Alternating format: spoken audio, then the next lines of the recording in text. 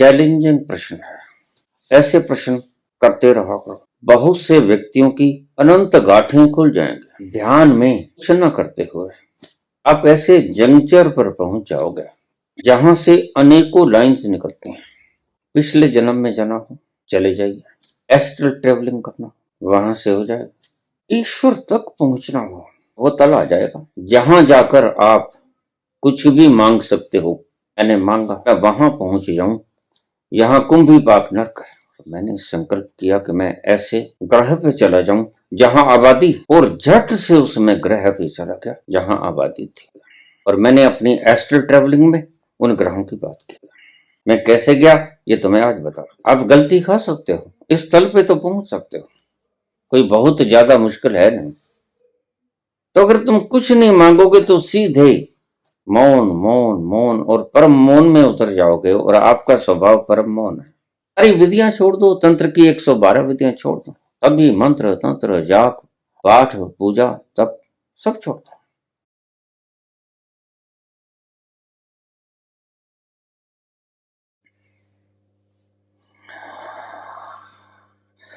अनिल कुंज हैदराबाद से। बाबा जी प्रणाम। आपके दो शब्द हृदय में बहुत गहरे उतर गए, बड़ी भ्रांतियों को तोड़ गए, बड़े पाखंडों का नाश कर गए। वो शब्द हैं कि जिन्होंने देखा नहीं वो आस्तिक हो गए, और जिन्होंने खोजा नहीं वो नास्तिक हो गए। तुम्हारी आस्तिकता और नास्तिकता किन्हीं बाहरी चीजों पर निर्भर है। आंतरिक स्थितियों का इसमें कोई सवाल नहीं। बड़ा गहरा रुचा ये शब्द, लेकिन साथ ही ये शब्द कुछ और भ्रांतियों को जन्म दे गया।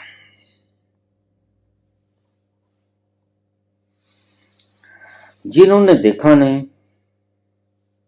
उन्होंने आस्तिकता को गले लगा लिया, मान लिया, किन्हीं कारणों से मान लिया। और जिन्होंने खोजा नहीं, जबकि वो खोजा नहीं जा सकता, वो नास्तिक हो गए।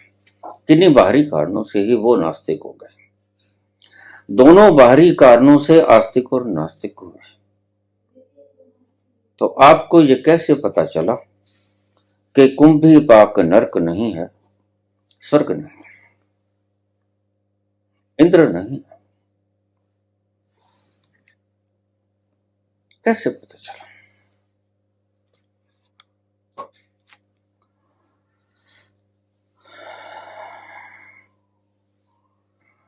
जबकि वो खोजा नहीं जा सकता। शायद पुराणों में लिखा हुआ व्यक्ति सच बोलता हो, उन्होंने खोज लिया हो, इतनी दूर तक आप ना जा सके हो। चैलेंजिंग प्रश्न है। ऐसे प्रश्न करते रहा करो। बहुत से व्यक्तियों की अनंत गांठें खुल जाएंगे। ये आचार्य बुद्धि से जवाब देने वाले भाग जाएंगे। आपके प्रश्न पैनी धार लिए होने चाहिए।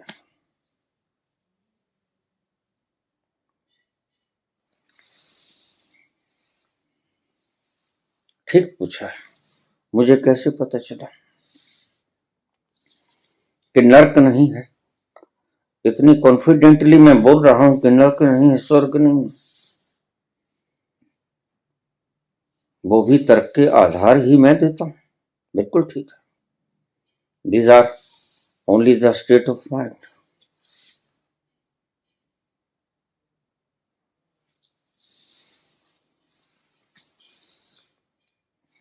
लीजिए आप इसका जवाब।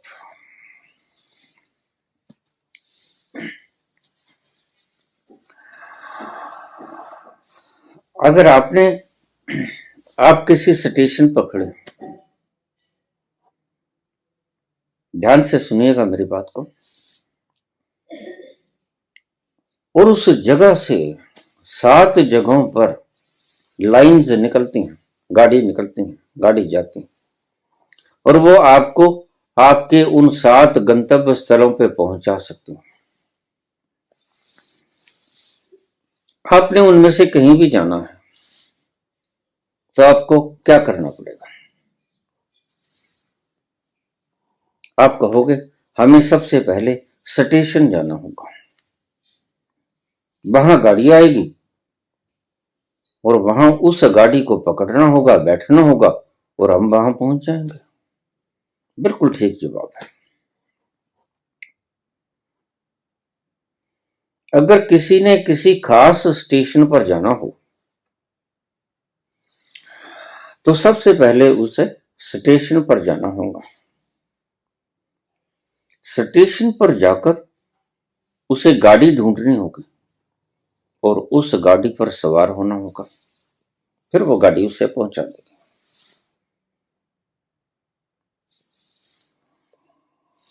आपने किसी ऐसी जगह पे जाना है सड़क के द्वारा जहां से बहुत सी सड़कें निकलती हैं, बड़े प्रसिद्ध स्थानों पर जाती हैं वो सड़कें। और अगर आपने किसी स्थान पर जाना हो जो सड़क वहां से निकलती है तो आपको क्या करना पड़ेगा?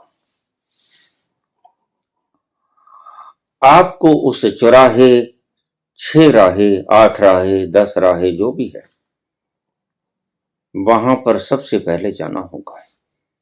फिर यहां से आप सड़क पूछोगे और उस सड़क से आप अपने गंतव्य स्थल पर पहुंच जाओगे। समझ आ गई आपको?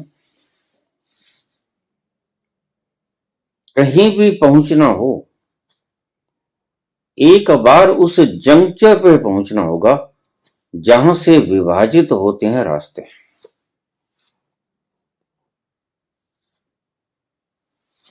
वहां तो जाना ही होगा। घर बैठे बैठे आप वहां नहीं पहुंच पाओगे। आपको उस जंक्शन पे जाना होगा, उस मोड़ पे जाना होगा जहां से इतनी सड़कें निकलती हैं, या उस स्टेशन पर जाना होगा जहां से इतनी लाइन्स निकलती हैं।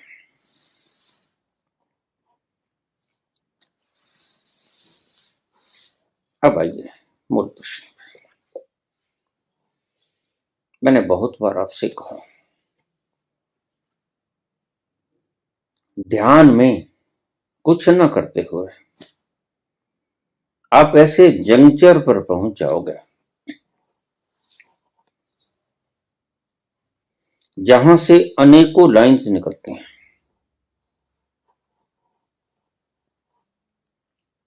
पिछले जन्म में जाना हो चले जाइए, एस्ट्रल ट्रेवलिंग करना वहां से हो जाएगा, ईश्वर तक पहुंचना हो तो भी हो जाएगा। कोई सिद्धि चाहिए, कोई प्रसिद्धि चाहिए, कोई पदार्थ चाहिए, प्रकृति की कोई चीज चाहिए, आपकी कोई इच्छा आप पूरी करना चाहते हो,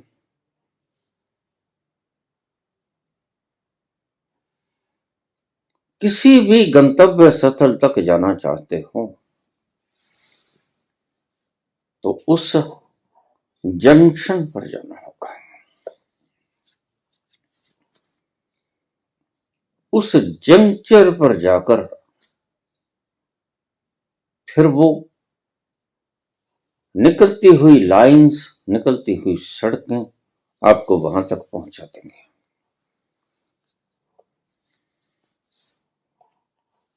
ये मैंने पिछले प्रवचनों में भी आपसे कहा है। अब मुझे कैसे पता चला? जब आप उस जगह पे पहुंचोगे, सबसे बड़ी मुश्किलात और दुर्भाग्य हमारा ये है कि हम अन्य अन्य विधियों में उलझे रहते हैं। सीधी सीधी विधि अगर आपको कोई बता भी दे तो आप उसे भी तय करते हैं अपनी बुद्धि के द्वारा, और वो तय करने के कुछ फार्मूले आपके दिमाग में ही हैं, उसी से आप तय करते हो।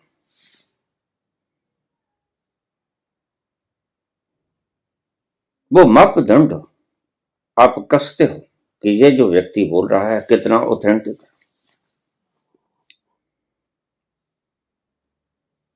वो आपके पैमाने हैं।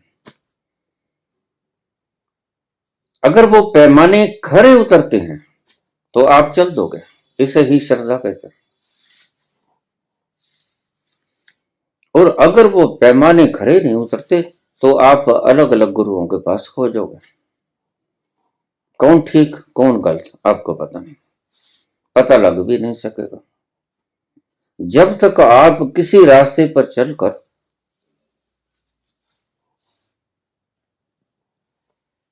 उसमें आप एकदम से निष्णात और प्रवीण नहीं होते, मास्टर नहीं बनते, तब तक आपको पता नहीं चलेगा। सबसे बड़ी दुविधा है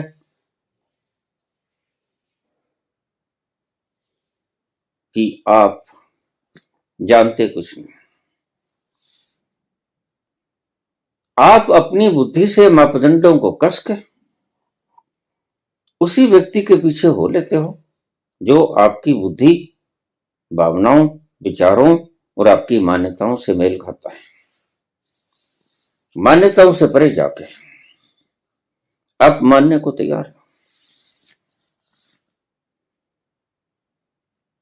मार्कस को अगर भर झोली कोई गोदाम दे दे के ये ले, तो कहता है कि मैं उस परमात्मा को क्यों मानूं जो मुझे खाने को भोजन नहीं देता, ये ले गोदाम भरा पड़ा। अब बता परमात्मा है? तो कहेगा नहीं है, क्योंकि उसने मान ही लिया। उसके मापदंड कुछ और हैं, और उन मापदंडों को आप सॉल्व नहीं कर पाओगे।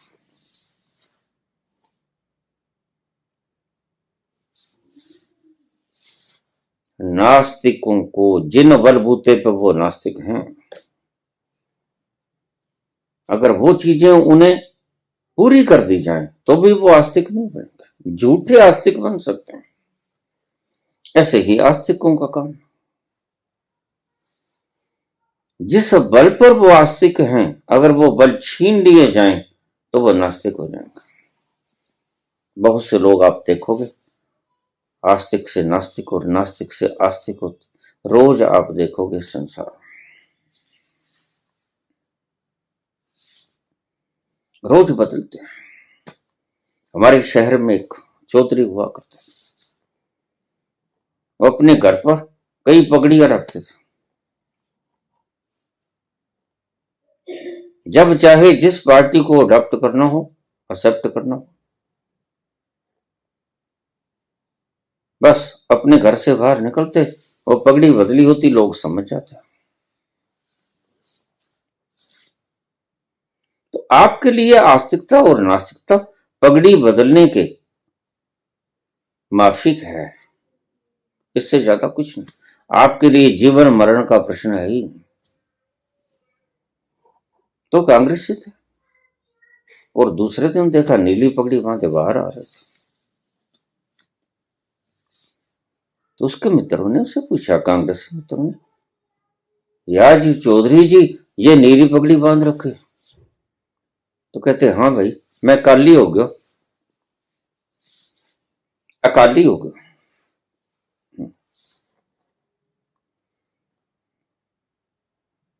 आस्तिकता और नास्तिकता राजनीतिक पार्टियों को बदलने के समान है आपके लिए। जीवन मरण का प्रश्न है और आध्यात्म जीवन मरण का प्रश्न है। इसलिए राजनीतिक व्यक्ति षड्यंत्रों में उलझा रहता है, सत्य में कभी जाता ही नहीं, शब्दों को शब्दों से लड़ाता रहता है मुर्गों की तरह, निकलता कुछ भी नहीं।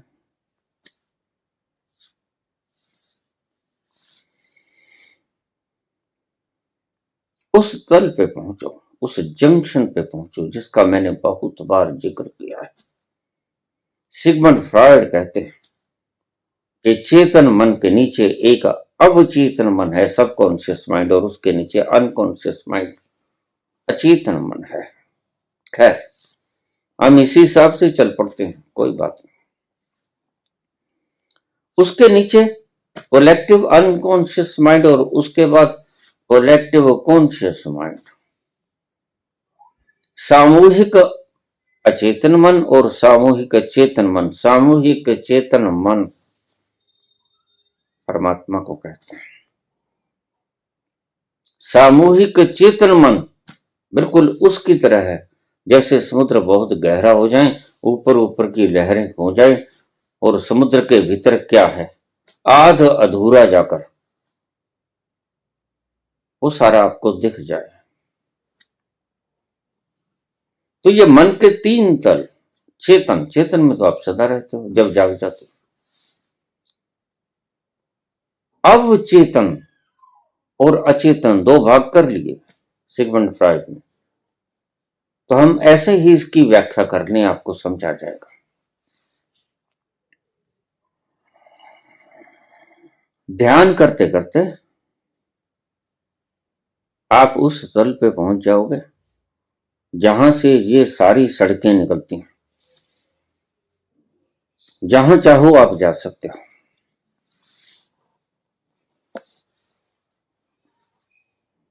यहीं से मैंने पता किया, वहां जाकर हल्का सा संकल्प आपकी इच्छा को पूरा कर देगा। बाबा नानक ने कहा, जो मांगू ठाकुर अपने ते सोई सोई देवे। यह अवचेतन के उस तल पर जाकर मांग रहती है। जहां तक मांग है वहां तक समझ लो अवचेतन मन है, सबकॉन्शियस माइंड है। ये हम सिर्फ मान रहे हैं, ध्यान रखना, मैं सिगमंड फ्रॉयड को फॉलो नहीं कर रहा,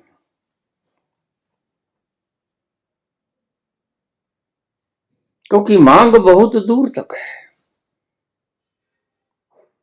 जहां सिगमंड फ्रॉयड अभी पहुंचा नहीं, अचेतन तो जहां से शुरू होता है, सिगमंड कहता है वो हमें भी नहीं मालूम कि उसके भीतर क्या भरा पड़ा है, लेकिन संत जानता है, मनीषी जानता है, जो मन के पार होगा वो जानता है। वो इस सारे की सैर करके निकलता है, इसके भीतर से निकलता है, और सिर्फ इसके भीतर से ही नहीं निकलता है, वह इसके आगे कोलेक्टिव अनकॉन्शियस में जाता है, और फिर वो उससे आगे कोलेक्टिव कॉन्शियस में जाता है। खैर, जहां तक व्यक्ति पहुंचेगा वहीं तक की बात करेगा।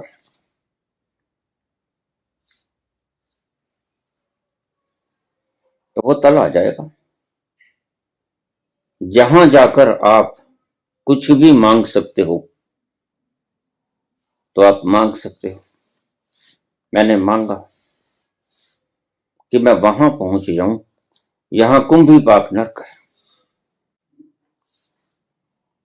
यही तरीका है।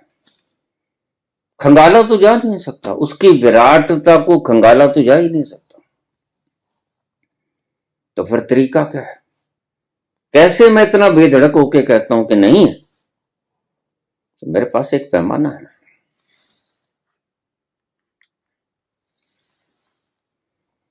मैं कुंभी पाक नरक तक पहुंच जाऊं, मैं कहीं नहीं गया, वहीं रह गया। फिर मैंने मांग की, जहां इंद्र रहते हैं मैं उस स्वर्ग में चला जाऊं, जहां कल्प वृक्ष है मैं उस स्वर्ग में चला जाऊं। मैं कहीं नहीं गया, वहीं रह गया।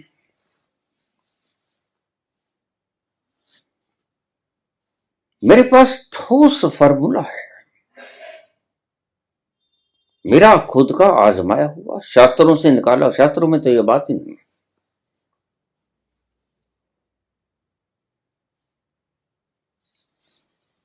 मैंने कहा मैं गोलोक पहुंचा, वही रह गया। मैंने कहा मैं सचखंड पहुंचा, वहीं रह गया। मैंने कहा मैं पितृलोक पहुंचा, वहीं रह गया।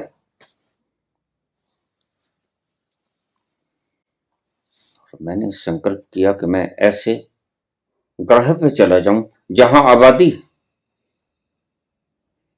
और झट से उसमें ग्रह पे चला गया जहां आबादी थी। और मैंने अपनी एस्ट्रल ट्रेवलिंग में उन ग्रहों की बात की। मैं कैसे गया ये तो मैं आज बता दिया।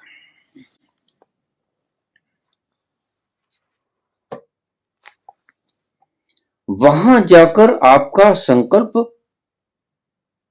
पदार्थों में विभाजित हो जाता है। वहां जाकर आपका मन कल्प वृक्ष के नीचे बैठे जो आप मांगते हो तत्क्षण पूरा हो जाता है। तो स्वर्ग भीतर है, इंद्र भी भीतर है। इंद्र वही जो इंद्रियों का स्वामी है। अभी तो इंद्रियां तुम्हारी स्वामी है। अभी तो विकार तुम्हें नचाते हैं, काम क्रोध लोभ मोह अहंकार तुम्हें नाचने चाहती है। तो इंद्र कौन हुआ? अभी तो तुम्हारी इंद्रियां ही इंद्र है, तुम्हारा मन ही इंद्र है। लेकिन एक इंद्र भीतर भी बैठा है, और वहां कल्प वृक्ष भी है, और वहां जो तुम मांगोगे वही मिल जाता है। जो तुम मांगोगे वही मिल जाता है, वो यहां है, इस जंक्चर पॉइंट पे। तो आज तुम्हें बाबा के इस भजन के शब्दों का असल अर्थ पता चलेगा। जो मांगू ठाकुर अपने ते सोई सोई देगा। ये कल्पवृक्ष के नीचे बैठे हुआ, जब आप उस जंक्चर पे पहुंच गए, वहां है कल्पवृक्ष। पहुंचोगे कैसे? बार बार याद करा दो, ध्यान के द्वारा पहुंचोगे। ध्यान कैसे होता है? कुछ नहीं करना है, सिर्फ बैठ जाना है, मौन मौन परम मौन परम मौन। रास्ते में पड़ेगा ये पड़ाव। और मैंने संकल्प किया कि मैं ऐसे लोक में पहुंच जाऊं जो धरती से बड़ा विलक्षण हो, धरती से बहुत ज्यादा बड़ा हो। मैं ऐसे लोक में पहुंच गया। लेकिन यहां ध्यान रखना,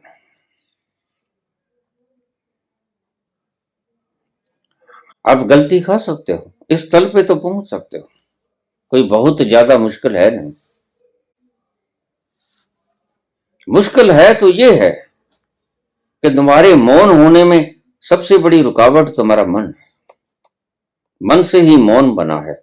मन अगर मर जाए तो मौन आ जाए।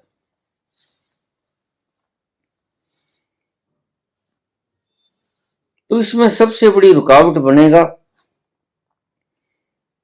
ध्यान की अंतराल में भीतरी स्थिति में पहुंचने के लिए तुम्हारा ही मन तुम्हारा दुश्मन बन जाएगा, रोकेगा, बड़े बड़े भय खड़े करेगा, लोभ खड़े करेगा, वासनाएं खड़ी करेगा। तो ध्यान रखना, तुम्हारा मन ही तुम्हारा मित्र है, तुम्हारा मन ही तुम्हारा शत्रु है। ऐसा कृष्ण भगवान भी कहते हैं गीता। अब क्यों कहते हैं? बस इसीलिए कहते हैं। इसने अगर तुम्हारा साथ दिया और तुम उस जंक्चर पे पहुंच जाओगे। अगर इसने तुम्हारा साथ नहीं दिया और तुम इसके पीछे लग गए तो फिर तुम्हारा बंटाधार। अगर ये तुम्हारे पीछे लग गया तो मन तू ज्योत स्वरूप है अपना मूल पहचान, तो फिर तुम्हें वहां पहुंचा देगा जिस जंक्चर की मैं बात कर रहा हूं। मन बोलता है सदा, मन तुम्हें रोकेगा, बड़ी कोशिश करेगा। अगर मन की कोशिश ज्यादा होती है, कामयाब हो जाती है, तो तुम भटकते रहोगे, जो कि करीब करीब 99.99% लोग भटक रहे हैं। उन्हें मन मौन में जाने ही नहीं देता, क्योंकि मौन में जाने से मन मरेगा, उसे अच्छी तरह पता है। मन बेहोश हो जाना चाहता है, मन मरना नहीं चाहता। वो चाहता है इल्यूजन खत्म ना हो, जैसे चोर चाहता है कि मेरी चोरी का भेद ना पता चल जाए। मन चोर है, मन लोभी, मन लालची, मन चंचल, मन चोर, मन के मते न चालिए, पलक पलक मन और। मन चोर है और मन चाहता है कि मेरा भेद उजागर न हो, मैंने कहां कहां चोरियां की।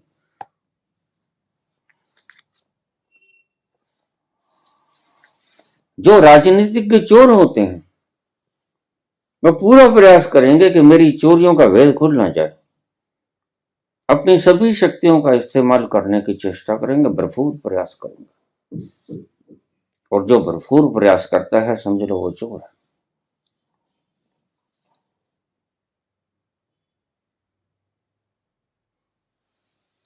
मन आपको जाने नहीं देगा,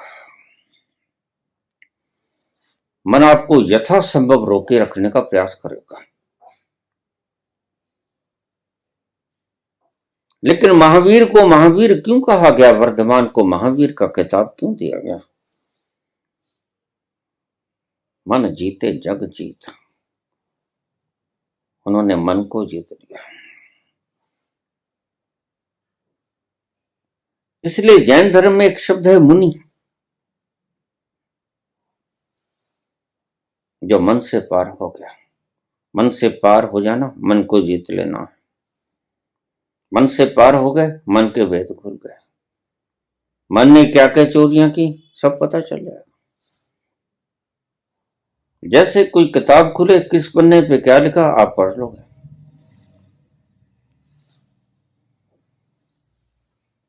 तो बेसिक जंक्चर पर आना है। जैसे आपने अगर मास्टर डिग्री करनी है तो उसका बेसिक फाउंडेशन क्वालिफिकेशन क्या है, बैचलर। बैचलर तो होना ही चाहिए, नहीं कम से कम 12 तो होना चाहिए, फिर ही आप मास्टर डिग्री कर सकते हो। तो स्टेप बाय स्टेप 12वीं के बाद बैचलर और फिर मास्टर डिग्री और फिर पीएचडी, डॉक्टर।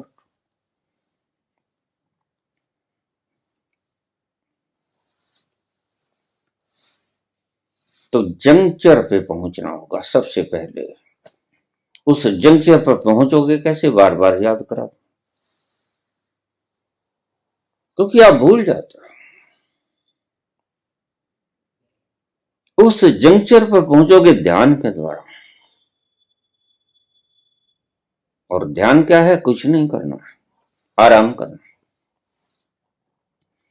आराम से बैठ जाना है, जिसे ढूंढ रहे हो वो तुम हो। आराम से बैठे बैठे तुम मौन में उतरोगे, और मौन में उतरते उतरते रास्ते में, आपके ही रास्ते में जहां आप खुद स्थिति हो, जिसे कैवल्य कहा, निर्वाण कहा, स्थिति प्रज्ञ कहा भगवान कृष्ण, उसके रास्ते में आपको ये जंक्चर मिलेगा। और ये जंक्चर है आपकी सभी इच्छाओं को पूरी करने के लिए। इसे कहते कल्प वृक्ष। और ध्यान रखना, ये जंक्चर बड़ा सुहाना है,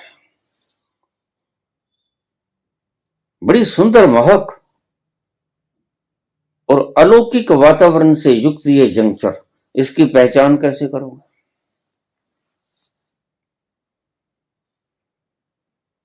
जहां जाकर आप आनंदित हो जाओ, मस्ती घनी हो जाए, खुमारी आपको घेर ले, मदहोश हो जाओ, आनंद मगन हो जाओ। ये निशानी है उस जंक्चर पर पहुंचने की। आपको बड़ी मस्ती आनी शुरू हो जाएगी, और उस मस्ती के कारण मैं पिघलना शुरू हो जाएगा, मन पिघलना शुरू हो जाएगा। मस्ती ही है एक दारू जो मन को पिघला देती है। इस सूत्र को याद रख लो। मस्ती ही है वो दारू दवा जो तुम्हारे मन को पिघला देती है। अगर मन को पिघलाना हो तो मस्ती में उतर जाओ, बेहोशी में नहीं। शराब पीने से नहीं पिघलेगा, मस्ती में पहुंच जाना, खुमारी में चले जाना, मन पिघल जाएगा। और जब मन पिघल जाता है तो आप यहां पहुंच जाते हो। दोनों बातें सत्य हैं, मैं दो तरफा बोल रहा हूं लगातार। तो आप जब इस जंक्चर पे पहुंचोगे तो पाओगे कि यहां बहुत से रास्ते हैं। तो मैंने आपसे एक बात कही कि जो सियाना है वह कुछ नहीं मांगता, बिन मांगे मोती मिले। अगर कुछ नहीं मांगोगे तो आप सीधे अपने भीतर उतरते चले जाओगे, वैसे ही जैसे पहले। और बीते उतरते उतरते आप कहां पहुंचोगे? वहीं जहां आप बैठे हो। ये तो है आपकी अल्टीमेट यात्रा। लेकिन अगर आप कहीं विशिष्ट कारणों से उतरे हो तो फिर आप वो चीजें डिमांड कर दो, मिल जाए। यक्षिणी चाहिए, दक्षिणी चाहिए, पिशाचिनी चाहिए, चंडालनी चाहिए, कोई देवी देवता, कोई सिद्धि चाहिए, कोई निधि चाहिए, कुछ भी चाहिए, कुछ भी चाहिए। मैं ये कहता हूं कि यह प्रत्येक प्रकार का कल्प वृक्ष उसे तो कहते हैं। ऐसी कोई चीज नहीं जो कल्प वृक्ष के पास आकर तुम मांगो और वो दे ना सके। बस यहां बात खत्म कर दूं कल्प वृक्ष की। यहां आकर आप जो मांगोगे वो मिल जाएगा, लेकिन मांगना होशपूर्वक। इसलिए आपको मैं बार बार सबसे पहले आगाह करता हूं कि यहां कुछ मांगना मत, क्योंकि अगर नहीं मांगोगे तो वहां पहुंच जाओगे जहां तुम्हारा स्वयं है, और वहां जाकर तुम कहोगे बहुत अच्छा किया, मैंने कुछ मांगा नहीं तो फिर भटक जाता। तो ये पड़ाव है जिसे हम पड़ाव कह देते हैं। आधे अधूरे रास्ते में तो अगर तुम कुछ नहीं मांगोगे तो सीधे मौन मौन मौन और परम मौन में उतर जाओगे, और आपका स्वभाव परम मौन है। तो आप वहां जाकर पाओगे बड़ा अच्छा किया, जो कुछ नहीं मांगा। और अगर मांग भी लेते तो क्या मिलता? वही मिलता जो एक दिन भस्म हो जाएगा, राख हो जाएगा, जो आपको छोड़ के यहां जाना पड़ेगा, जो आपके साथ नहीं जाएगा। साथ जाएगा तो आपका इल्यूजन का टूटना और आपका स्वयं की खोज। तुम हो कौन? Who are you?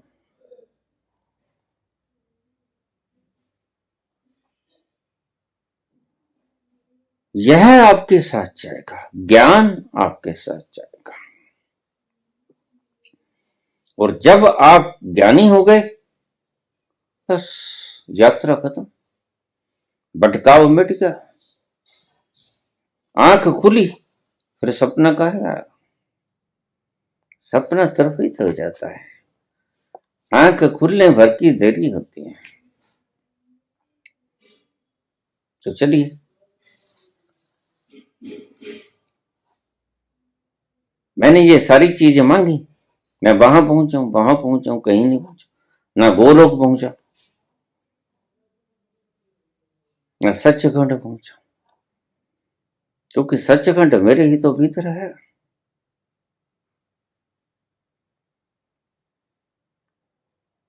ना पितृलोक पहुंचा, जो आपके पुराणों में लोगों का वर्णन है वो सारे मैंने मांग लिए। यहां पहुंचूं, वहां पहुंचूं, वहां पहुंचूं, कहीं ना पहुंचूं। मुझे बाहर खंगालने की आवश्यकता क्या थी? मेरे पास रास्ता है। बाहर तो वह खंगाले जिसको उस रास्ते का पता नहीं, जो उस जंक्चर तक पहुंचा नहीं। जहां कल्प वृक्ष है वहां पहुंचना आवश्यक है।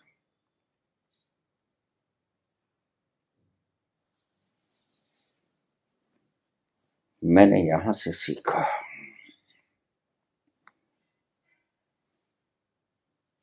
नहीं है कोई गोधाम,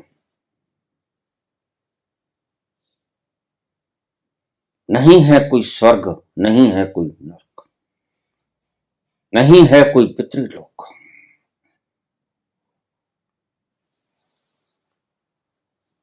और जब कोई आदमी देख लेता है, वह तड़ल्ले से बोलता है, बेधड़क होकर बोलता है। कोई विष्णु नहीं है। मैंने विष्णु लोक मांगा, नहीं पहुंचा। मैंने ब्रह्मलोक मांगा, नहीं पहुंचा। मैंने शिवलोक मांगा, पहुंच गया।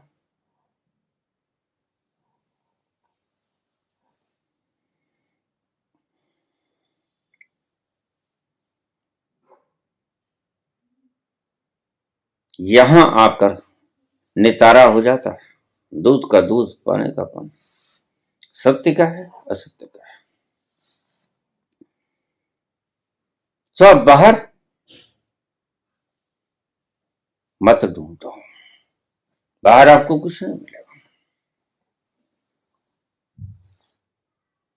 आपकी लिखी हुई पुराण पंथियों की सब गाथाएं दो कौड़ी की भी नहीं, कोई मूल्य नहीं रखती। बेकार समय व्यर्थ करोगे, शक्ति व्यर्थ करोगे। अगर वास्तव में जानना है और ठोस जानना है और सच में जानना है, मुमुक्षा जग गई है, पिपासा जग गई है, तो आप इस पॉइंट पर आ जाओ। आपको इस जंक्शन पर पहुंचना होगा, अन्यथा आप कितने भी टक्करे मारते रहो, नहीं पता लगेगा।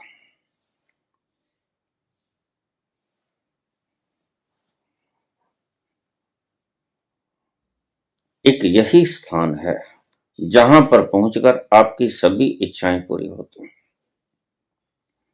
और दो बातें मैंने उस दिन भी कही, आज भी कह रहा हूं। बाबा नानक कहते हैं, जो मांगू ठाकुर अपने ते, सोई सोई देवे। आप जो मांगोगे वो ठाकुर दे देगा। उसके विधान में यहां कल्प वृक्ष है। और दूसरा, कबीर कहते हैं कि मांगना मत। अगर मांगोगे तो आपको वो मिलेगा जो राख होने को है। कबीर के दोहों के बड़े गहरे अर्थ हैं। अगर उन अर्थों में प्रवेश किया जाए, लेकिन पता चलता है उस तल पर जाकर कि कबीर के शब्दों का, दोहों का सही अर्थ क्या था। बिन मांगे मोती मिले, मांगे मिले ना भीख। अगर नहीं मांगोगे तो मोती मिलेगा, अगर मांगोगे तो वो मिलेगा जो भीख में भी मिल जाता है, जो नष्ट हो जाएगा यहीं।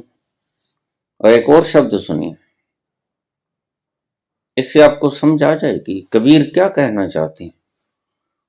उस स्थिति को, उस स्थिति प्रज्ञता को शब्दों में डालना चाहते हैं, बड़े सुंदर रूप से डाल भी गए हैं। मांगन मरण समान है, मत कोई मांगो भीख। मांगन से मरना भला, यह सतगुरु की सीख। बड़ा सुंदर बात कह गया। कबीर जी का दोहा अद्भुत है।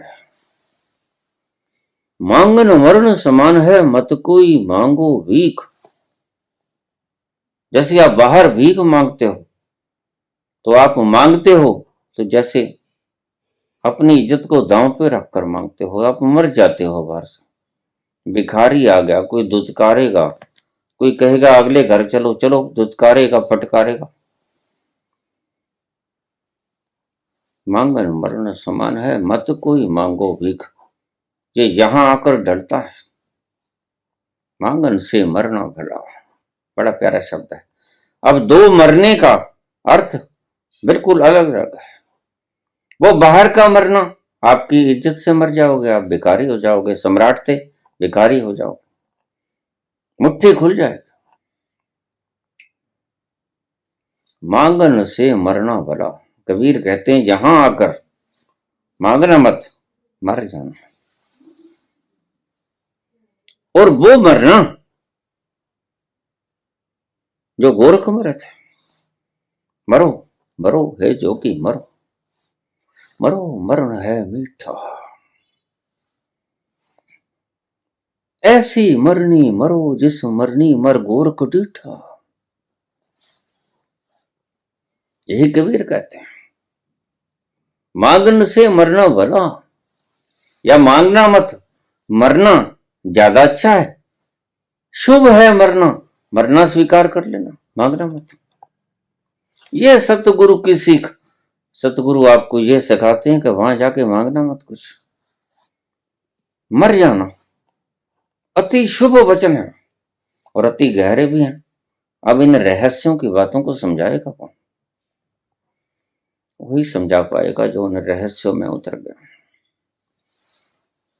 अन्यथा किसी के बलबूते की बात है नहीं। तो अगर आप मरना चुन लोगे, वैसी मरनी मरो जिस मरनी मर गोरख डीठा। ये मरनी को चुन लिया अगर आपने, तो फिर उस गोरख को दिख जाओगे जो आपके ही भीतर खुद ही आप विराजमान हो।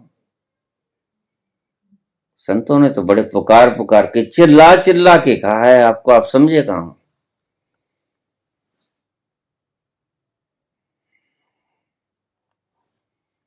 यहां मरना चुन लेना, मरना भला है और आपका भला हो जाएगा सदा के लिए। वहां पहुंच जाओगे जहां जाकर मरना और जीना और जन्म मरण का सब कष्ट क्लेश समाप्त हो जाता है। जो मरने से परे, जो कटने से परे, जो गलने से परे, जो छिदने से परे, जो जलने से परे, वहां पहुंच जाओ जहां तुम स्थिति प्रज्ञ हो, तुम स्वयं हो, जहां कैवल्य हो, तुम अकेले हो, जहां निर्वाण हो, तुम्हारे ऊपर कोई बंधन नहीं, तुम्हारे ऊपर कोई रस्सा ही नहीं।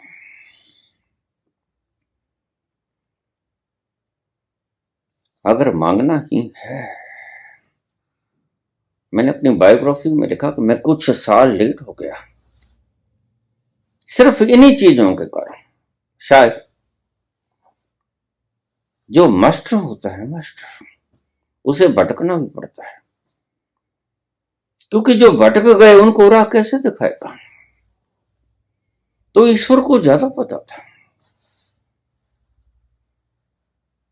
कि इस माटी से मैंने जो काम लेना है वह मार्गदर्शन का लेना है, तो उसने मुझे भटकाया भी और ठीक किया, क्योंकि उसने मुझे भटकाया तो मुझे भटकने की चीजें भी समझाई। तो यहां जो भटके हुए लोग हैं उनको भी मैं दिशा निर्देश दे पाऊंगा। तो भटका तो देरी हो गई, कोई बात नहीं, देरी कितने भी हो जाए आपको मैं समझा दूं। धीरज रखना, क्यों? क्योंकि तुम कभी कहीं जाते ही नहीं, तुमसे तुम्हारा आपा कभी कोई छीन नहीं सकता। देरी से पहचान लोगे, फर्क क्या पड़ेगा? लेकिन अंतिम तो तुम्हारा जब इल्यूजन मिटेगा, कभी भी मिटेगा, तो तुम हंसोगे, आंख खुलेगी, स्वप्न कितना ही गहरा और लंबा हो, तुम कहोगे, ठहाके मार के हंसोगे, अरे वाह क्या दृश्य था तो सपना, लेकिन प्यारा था। सब कुछ पालोगे सपने में और पाकर भी पाओगे कि सब खो बैठे। स्वप्न टूटते ही सब खो जाता है।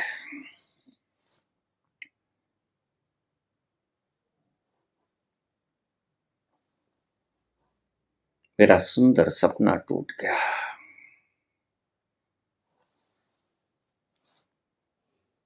आपका सुंदर सपना एक दिन टूट जाता है।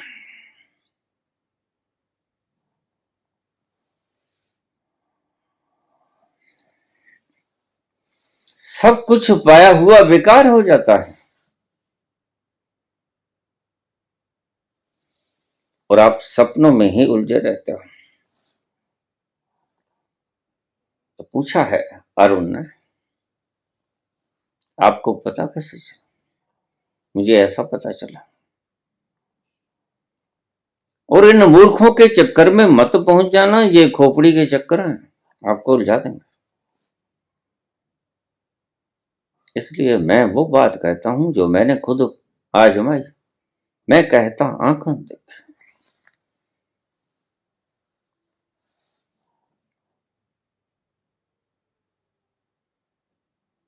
व्याख्याएं तो बहुत मिलेंगे, गीता के ऊपर 300 व्याख्याओं से ज्यादा होगी और प्रत्येक व्यक्ति अपनी व्याख्या अलग से गढ़ लेता है।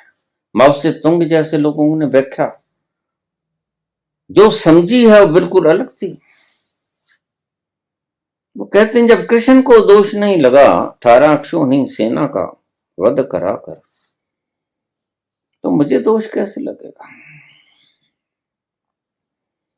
प्रत्येक व्यक्ति अपना अर्क निकाल लेता है गीता में।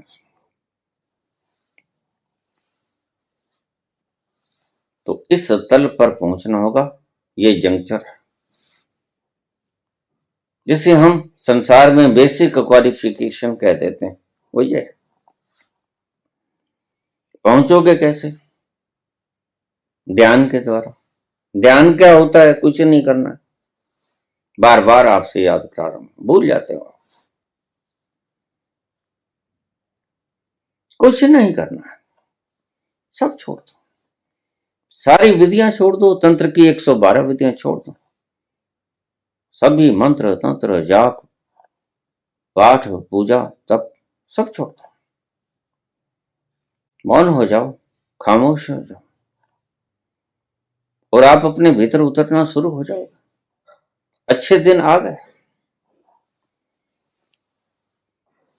अच्छे दिन आ गए। जिस दिन आप अपने भीतर खिसकने शुरू हो जाते हो, समझ लेना अच्छे दिन आ गए। और जिस वक्त आप बाहर की कामनाओं में उलझे रहते हो, वो कामनाएं पूरी होती हैं कि नहीं होती हैं इस बात से कोई अभिप्राय नहीं। पूरी हो जाए तो भी आप चले गए और न पूरी हो जाए तो भी आप चले गए, क्योंकि मिलेगा कुछ नहीं, चाहे पूरी हो जाए तो भी, चाहे ना पूरी हो जाए तो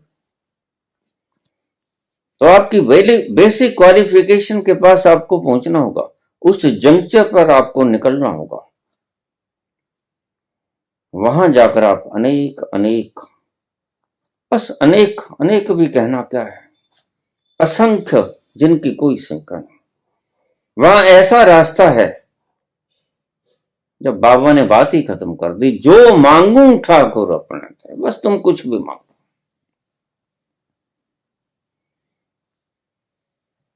वह असंख्य है, संख्या में आता नहीं, तुम कुछ भी मांग लो वहां जाके मिल जाएगा।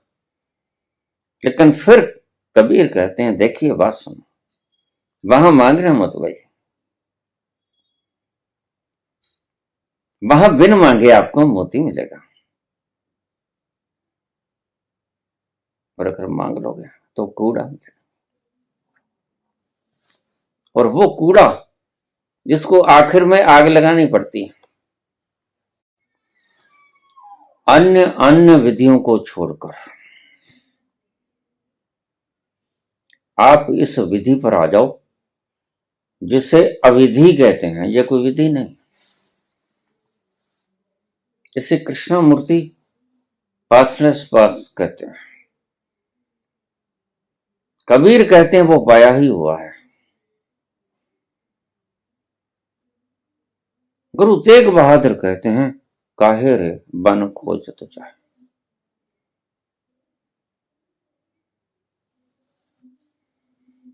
अष्टावक्र कहते हैं, तुम ही हो। क्या करोगे भटक कर? आपको आप तक पहुंचने के लिए किसी सीढ़ी की जरूरत पड़ेगी। आपको आप तक पहुंचने के लिए किसी विधि की जरूरत पड़ेगी। कोई माला, कोई जप, कोई मंत्र, कोई 5 नाम, कोई 1000 नाम, कोई राधे राधे, कोई राम राम, कोई जरूरत पड़ेगी? नहीं, कोई जरूरत नहीं। आपको आप तक पहुंचने के लिए, और संत कहते हैं कि तुम आप ही हो, तो फिर करोगे क्या? अपने आप तक पहुंचने के लिए विधि क्या हो सकती है? कुछ नहीं हो सकती। इसलिए सियाने कहते हैं कि तुम ही हो। कहां ढूंढते हो? मृग वन में ढूंढता है, कस्तूरी कुंडल बस है। ऐसे घट में पीवे मूर्ख जाने ना। जो माला फेरते हैं, जो 5 नाम लेते हैं, जो 4 नाम लेते हैं, जो शीर्षासन वगैरह, आसन वगैरह प्राणायाम करते हैं, कोई भी विधि को अपनाते हैं, इसे मूर्ख कहते हैं। कबीर उसे मूर्ख कहते हैं।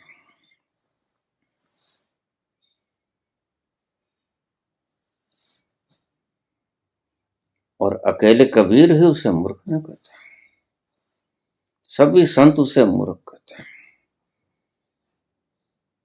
और संतों से तुमने क्या सीखा? विधियां। जबकि कोई संत तुम्हें विधि नहीं सिखाता। बड़े मजे की बात है। और तुम विधियां सीख जाते हो सभी संतों से। कोई संत आपको विधि सिखाता नहीं। बताओ किस संत ने कौन सी विधि समझाई? सभी संत यही कहते हैं कि कोई विधि नहीं है भाई, कोई रास्ता नहीं, कहीं जाना नहीं है, कहीं गए नहीं हो, तुम अपने आप को खो ही नहीं सकते। अपना आपा कैसे छोड़ सकते हो तुम? ये कोई शरीर थोड़ा है जो एक दिन मर जाएगा। नहीं, वो मरता नहीं, वो कटता नहीं, वो गलता नहीं, वो सूखता नहीं, वो जलता नहीं। तो इशारा क्या है? इशारा यही है कि तुम शरीर नहीं। शरीर तो गलता भी है, मरता भी है, कटता भी है। तुम मन नहीं हो। मन तो पल पल बदल जाता है। तुम भावनाएं भी नहीं हो, क्योंकि भावनाएं भी बदल जाती हैं। अभी बड़ा प्रेम आया, अभी बड़ा क्रोध आ रहा था, अभी बड़ी करुणा आई, अभी बड़ी दया आई, और अभी बड़ी ईर्ष्या हो रही थी। सो मन की स्थितियां बदल जाती हैं, इसलिए जो बदल जाता है वो तुम हो नहीं, तुम बदलते हैं। तुम तो वही हो जहां थे, सदा से थे। तो विचार बदलते हैं। आज विचार और हैं, 10 साल के बाद वही व्यक्ति अपने विचार बदल लेता है। आज भावनाएं और हैं, 10 साल के बाद भावनाएं और हो जाएंगी।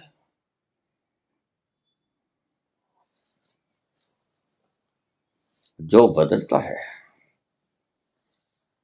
वो तुम हो ना, तुम कभी बदलते नहीं। तुम तो जैसे हो सदा से हो। वहां लेट पहुंचे तो भी कोई बात नहीं, क्या फर्क पड़ेगा?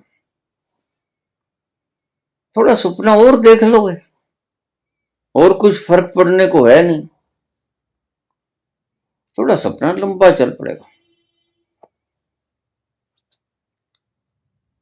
जल्दी टूट जाए या देरी से टूट जाए तो जल्दी मत करना, क्योंकि तुम कहीं भागने को नहीं हो, तुम कहीं जाने को नहीं हो। तुम अचल हो, तुम अटल हो, तुम स्थायी हो, तुम स्थिर हो, तुम स्थित हो अपने में। तुम कहीं भागते नहीं, तुम कहीं जाते नहीं, तुम कभी बदलते नहीं। तुम अपने आप को देर से रिकॉग्नाइज करोगे तो कोई फर्क नहीं पड़ता, तुम थे तो इसलिए जल्दबाजी मत करना। इसलिए मैं कहता हूं धीरज रखना, क्योंकि तुम हो। ऐसा नहीं है कि 2 साल, 2 जन्म, 20 जन्म देरी से पहुंच जाओगे तो वह कुछ बदल जाएगा। नहीं, कुछ नहीं बदलने वाला। ये जो जल्दबाजी करवाते हैं तुम्हारे गुरुजन, ये मूड हैं। मूड का मतलब इन्हें पता नहीं, अज्ञानी। इन्होंने खुद अपना आपा देखा नहीं।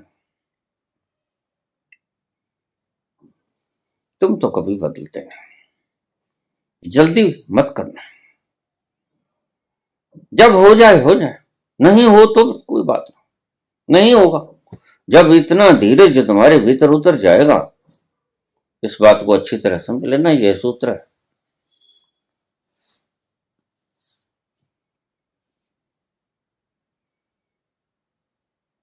कभी भी जल्दी मत करना, क्योंकि तुम्हारी जल्दी करने से चूक जाओगे, देर हो जाएगा। जल्दी मत करना। और जब तुम्हारे भीतर ऐसा भाव हो कि वह मिले तो मिले, न मिले तो न मिले, चलेगा। इस जन्म में मिले, लाख जन्म में मिले, और न भी मिले तो कोई चलेगा। तो जल्दी मत करना। और यह भी मांग मत करना कि वह मिल ही जाए, तो आप पाओगे अगले ही क्षण वो मिल गया। तुम्हारा महाधैर्यवान होना तुम्हें अगले क्षण क्या, इसी क्षण पहुंचा जाएगा। जिस क्षण तुम महा धीरजवान हुए, उसी क्षण तुम पाओगे कि अपने अंतस में उतर गए। ये जल्दबाजी है, ये अधैर्य है, जो तुम्हें अपने तक पहुंचने में बाधा बनता है। इसी को मन कहते हैं। जल्दबाजी कभी मत करना कि बस मैं तो अभी पहुंच जाऊं। मेरे पास रोज मैसेज आते हैं, बाबा कब होगा, मैंने क्या गुनाह किए हैं, क्या पाप किए हैं। कुछ भी किया, लेकिन पाप परिधि के ऊपर है। तुम तक पाप पहुंचता है, शस्त्र नहीं पहुंचता, कोई आग नहीं पहुंचती, कोई पाप नहीं पहुंचता, कोई संताप नहीं पहुंचता, कोई चिंतना नहीं पहुंचती। तुम तो निर्लेप हो, तुम्हारे ऊपर कोई फर्क पड़ता नहीं। ऐसा नहीं कि आज से 10 जन्म बाद पहुंचोगे तो कोई फर्क पड़ जाएगा। कबीर ने जिस ब्रह्म का साक्षात्कार, और कबीर से पहले बुद्ध ने जिस परम का साक्षात्कार किया, उससे पहले कृष्ण ने जिसका साक्षात्कार किया, ऐसा मत समझना कि उनमें कोई फर्क था। बिल्कुल वही था जिसका साक्षात्कार कृष्ण को हुआ, उसी का, बिल्कुल उसी का कबीर को और नानक को और तुमको, और आज से 1000 जन्म बाद पहुंचोगे तो भी उसका। तो जल्दबाजी मत करना भाई, तुम बदलते नहीं हो। नॉन चेंजेबल हो तुम, अपरिवर्तनशील, जो बदलता नहीं।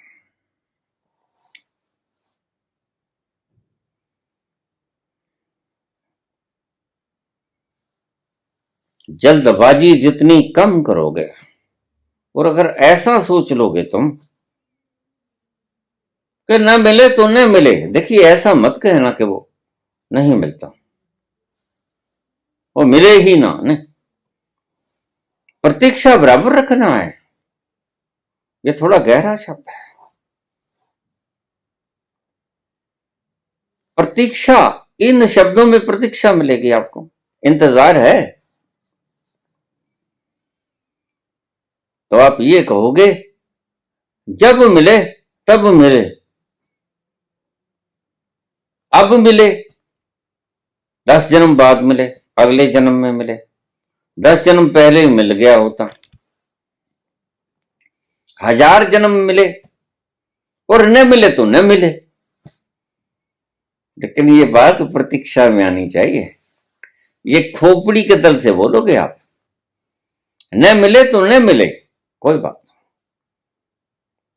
और जिस घड़ी तुमने आखिरी शब्द दोहरा दिया कि न मिले तो न मिले, ये बात दो तरफ जाएगी। नास्तिक तो कहता वो है ही नहीं, मिलेगा क्या। नास्तिक भी यही कहता है। और जो ढूंढने वाला है वो अगर ये बात कह दे कि मिले तो मिले, न मिले तो न मिले, जब ऐसा गहरा धैर्य होगा, ये धैर्य की विशाल अनुपम स्थिति है, आखिरी स्थिति है। मिल गया तो भी ठीक, न मिल गया तो भी ठीक, हर हाल में तुम राजी हो। राजी हैं हम उसी में जिसमें तेरी रजा है, अपनी तो यूं भी वाह है और यूं भी वाह है। मिले तो मिले, ना मिले तो ना मिले, कोई बात नहीं। तो इन गुरुओं के चक्कर में मत उलझना, ये आपको जल्दबाजी करके दौड़ाते हैं, और जब दौड़ रहती है तब तो आप बिल्कुल पहुंच ही नहीं सकते। तो बीके के सब बात से मैं खत्म करूंगा बात को।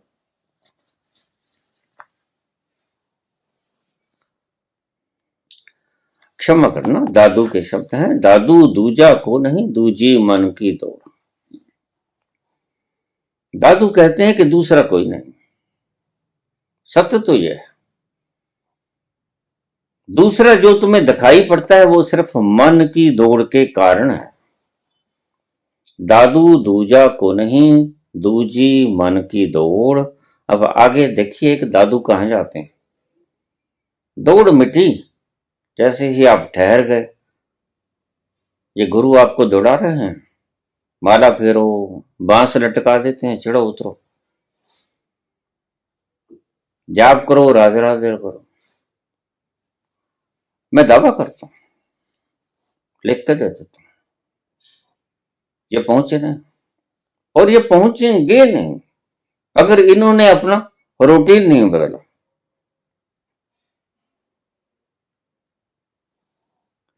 इतना मस्त दावा कभी किसी ने किया है?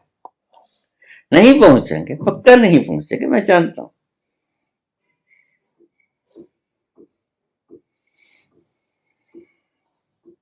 क्योंकि ये माला फेरना और जल्दी जल्दी से फेर दो और 1 अरब का भंडार कर दो, बहुत जल्दी हो जाएगी, और जितनी जल्दी हो जाएगी उतनी देरी हो जाएगी।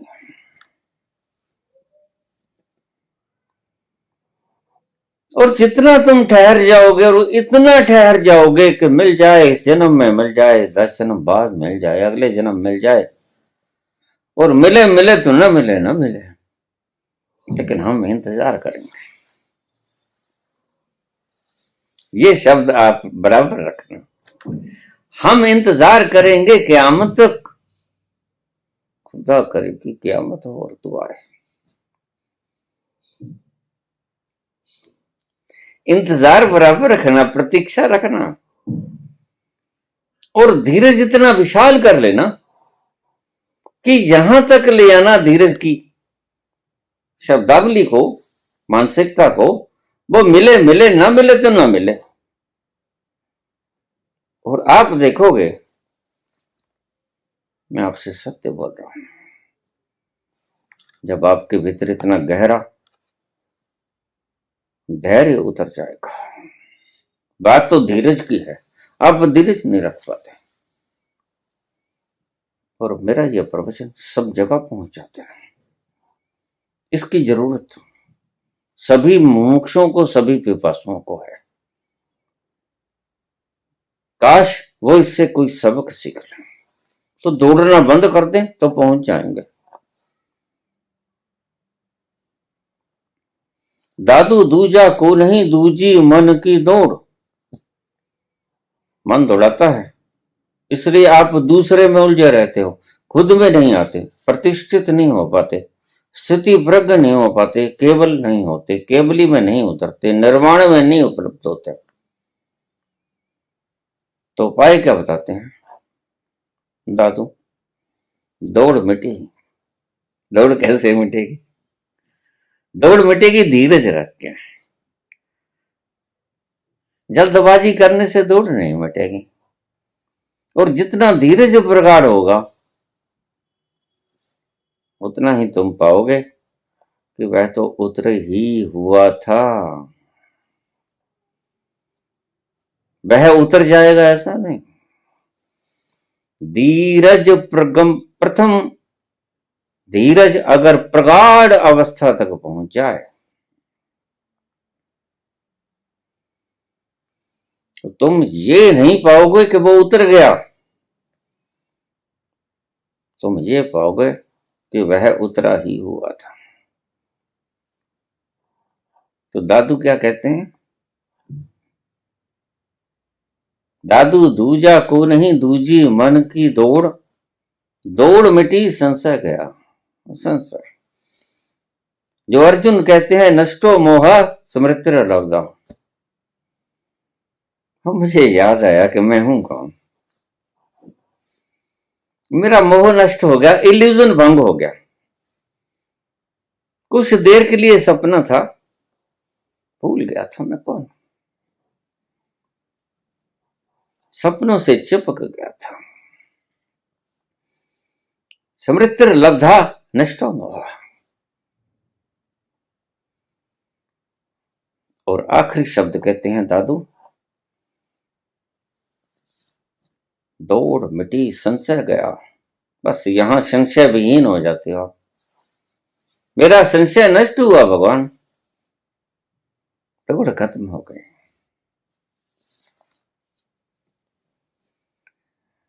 आखिरी शब्द निचोड़ क्या बताते हैं, वस्तु ठोर की ठोर। जिसको आप ढूंढ रहे हो, मैं तो कभी कहीं गया ही नहीं।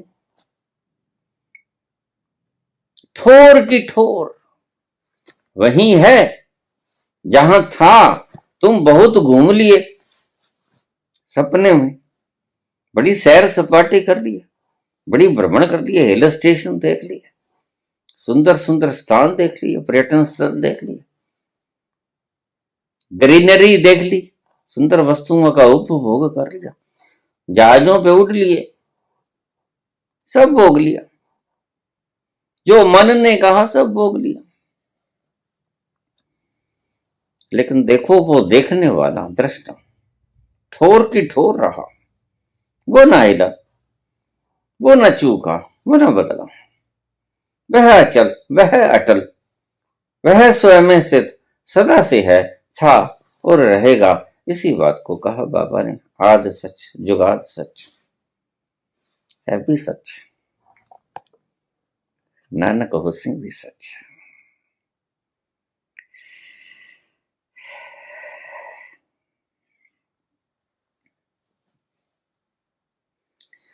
ना कछु लेना ना कछु देना,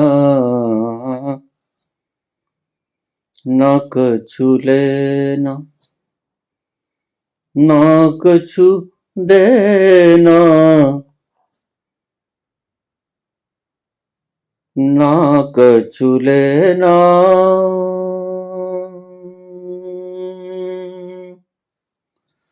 ना कछु देना। कबीरा मगन, कबीरा मगन, कबीर में, कबीरा मगन कबीर में, मनड़ लाग्यो मेरो राम, फकीरी में, फकीरी में, मनड़ लाग्यो मेरो राम। धन्यवाद।